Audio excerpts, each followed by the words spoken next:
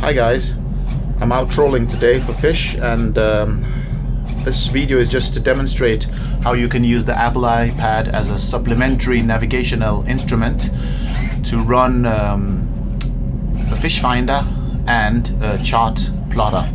As you can see, this is my setup. I have my main marine chart plotter there. It's a combi screen. I've set it to now. As you can see, I'm going 2.6 knots, and that's just some fuel information.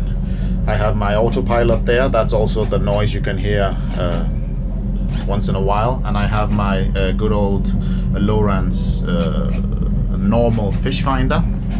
My VHF radio is there, and here I have the iPad setup. For those of you who want to use it, I will like to emphasize that you should just use it as a supplementary instrument. You should have your marine approved instruments, and this is just an extra instrument. It can offer opportunities to do much more than some marine instruments. The screen is large, that's one advantage. It's a touch screen, and if you have a hard top like I do, it's an advantage because you don't have the problems with rain and glare from the sun. However, there are some cases you can buy that help with these problems. The first thing you should look at is your mount. You make sure you get a very solid mount. If you have a loose mount, a cheap mount, it tends to vibrate, and trust me, you don't want that because the screen is difficult to see and it's difficult to control. As you can see, it's a very solid mount. I've mounted it on my hardtop, and it holds the iPad completely stationary even when I touch the screen. Another thing I'd like to mention is that you should have a charging possibility close by. Otherwise, when the iPad screen is on, always you run down your battery very fast. A little detail for the charging: make sure you install a 2.1 ampere charging possibility and not just the regular 1 amp. These things can be bought very cheap on eBay. They cost almost nothing. Now the iPad, as you can see here, is wirelessly connected to my Raymarine Wifish sender, which is this structure scan, the 3D structure scan that you can see is running down there.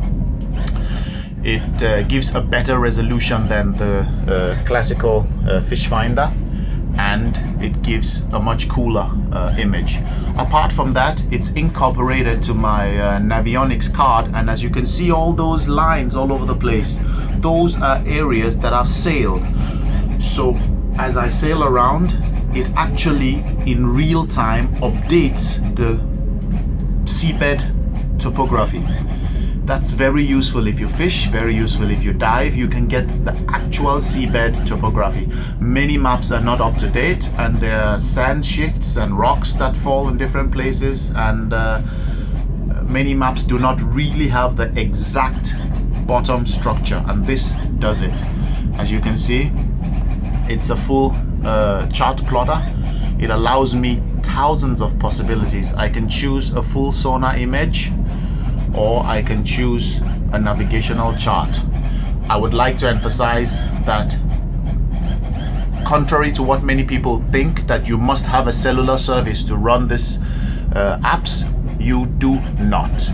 However, you need a cellular compatible iPad because they are the ones that have the GPS module installed.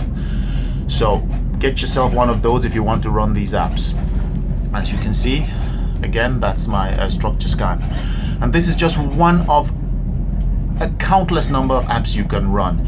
You can run your AIS vessel and Marinetraffic apps. You can run your Garmin Blue Chart app, which is also a Garmin's version of their chart plotters. The options are actually limitless. I'd like to also mention that my iPad also wirelessly can connect to my Raymarine chart plotter and wirelessly update it. That was with their latest upgrade. Well, that was just a teaser. Those of you who are wondering if you can use an iPad on your boat, and of course you can. Remember, if you have an open boat, you have some challenges with sun glare and rain, so you should also take that into consideration. Anyway, thanks for watching. Subscribe to the channel, comment if you're interested. Bye.